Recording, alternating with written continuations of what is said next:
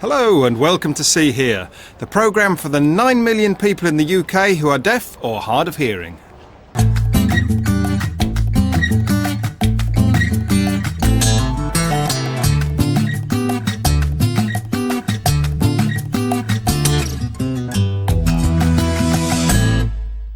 Coming up on today's show, we go on the beat in Scotland with the Northern Constabulary to find out how their new DVD aims to enhance the way the police communicate with members of the deaf and hard of hearing communities. And further south, we meet a karate expert from Wales, who also works with police personnel to help them improve their communication with deaf people. But first, following Deaf Awareness Week last week, See Here caught up with a group of young deaf filmmakers who have won an award for their short film titled Deaf Not Dumb, which aims to raise awareness of BSL and show what it means to be deaf. The film recently bagged some of them a glamorous, all-expenses-paid return trip to California. Deaf not dumb. Deaf not dumb. Deaf not dumb. Deaf not dumb. Samira Mohammed, Marb Adam, Kayra Nessa and Halima Begum are 4 young deaf women who have created a video inspired by the difficulties they faced growing up in a hearing world.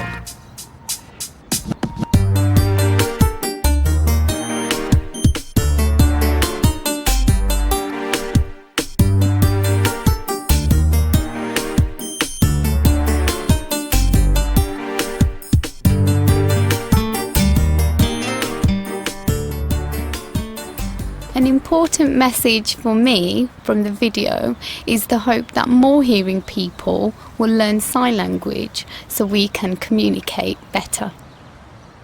The important message for me is to encourage deaf people to be more confident and proactive, to do what they want to do. The important message for me is to develop unity and improve relations with the hearing community.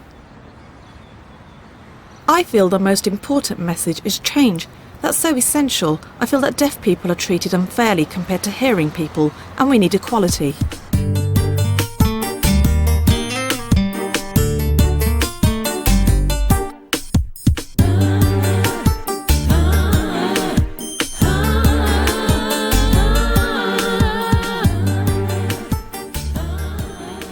One thing I don't like is discrimination. Deaf people have barriers at work and in education. Some hearing people look at deaf people and think they can't do anything. We need to show that deaf people can do anything and encourage confidence. I hate the delays in accessing services, waiting for interpreters to be made available. What's needed is for interpreters to be provided within a day. One thing I really don't like is the communication breakdown when interacting with the hearing world, in shops or not hearing announcements at the train station. With family, it's really difficult. Everyone laughs and chats away. I ask what they're talking about, and all I get is a brief explanation. I really don't like it when people from the hearing world try to be sympathetic and patronise me, saying, "I'm sorry that you're deaf, I will pray to God for you." It doesn't matter. I'm proud to be deaf.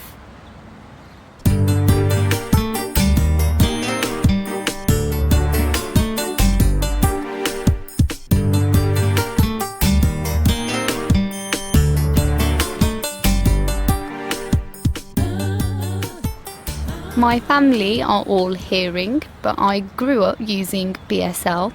My mum is learning to sign. She did her levels 1 and 2 at Frank Barnes School.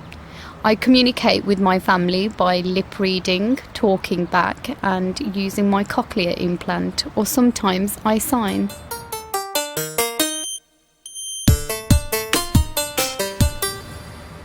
I became deaf when I was young. I have an older sister who is deaf. My parents can sign, so we have good communication. Other families don't communicate as well, so I feel lucky that I have a family who can sign.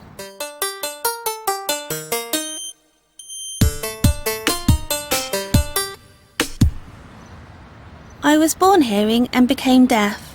I'm close to my family, but communication is difficult. It's important to make people understand Like my neighbours who feel sorry for me, I say, "It's okay, I can communicate. I write things down." They then realise I can write and access things. I want to learn more about the world.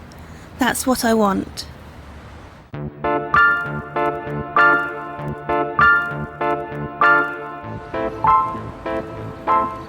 The 4 women were recruited by an outreach worker from the charity Deaffinity in East London.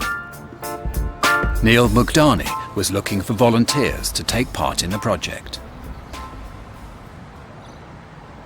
The project originally started with 20 people, which eventually became 4 due to university and school commitments. So we had the 4 girls start on the project. In the beginning, their confidence wasn't great. They were shy and their BSL had room for improvement. But on completion of the project, they were more confident, no longer shy, and their BSL had improved. They learnt a lot. The video was made at Deafinity's video production facilities in Bethnal Green in partnership with a media company which provides young people with multimedia tools to explore and comment on their world. As a team, we went out to different places to research people's positive and negative experiences. We then came together and used the feedback to create a script. We practiced our signing for it to become less SSE and more BSL. We signed into the camera, capturing different angles, body language, facial expression and movement. What we tried to do was, because the chorus is so repetitive, we wanted the audience to actually learn what the 3 words were. So halfway through, we cut out the text completely and we just did some signs which were deaf, not dumb. Now, by that time, we would have hoped that the audience picked up them 3 signs. So when we took away the words, they actually understood what the signs were, even though the words weren't there. What we wanted to do was put the audience, the hearing audience primarily, directly in the same seat as the deaf person. So what we did was turn the volume off right at the beginning. So we had it started off with some sound, and then we had the icon to show that the volume goes down and it's switched off. So they know that there was some sound, but we're not going to give you any sound in this video.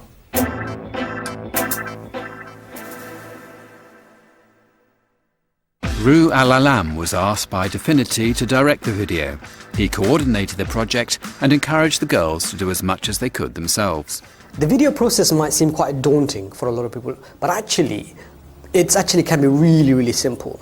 Now, the key tools that they've gone through was, well, we needed to get filming done, right? So the girls arranged different people to come in on a particular day, and they had the camera set up and they filmed them on a green screen. Once they got the hang of how the software worked, it was quite intuitive for them. And we didn't teach them everything about a particular software because that would be far too much. So we taught them only a very few things. So they used those very few things to try and get the project done. And so they kept it relatively simple, but it was very effective. The video was unveiled at the British Film Institute in a competition which invited young people to demonstrate their multimedia skills and engage with their local communities. Despite being the only deaf entry in a field of 300 other young Londoners, they won joint first place. When we were at the British Film Institute sitting down and watching the other group's films, I was gobsmacked. They'd done some beautiful work. I didn't think we'd win for a second. My friend was saying, come on, we could still win. But I didn't believe it. When we did, I was totally shocked and couldn't believe it. It was amazing. I felt so proud and at the same time hoped that we had some impact on people's views. It felt we'd made a difference. That thought sticks with me. It's amazing. Deaf, not dumb. Deaf, not dumb. Deaf, not Dumb. Deaf, not dumb.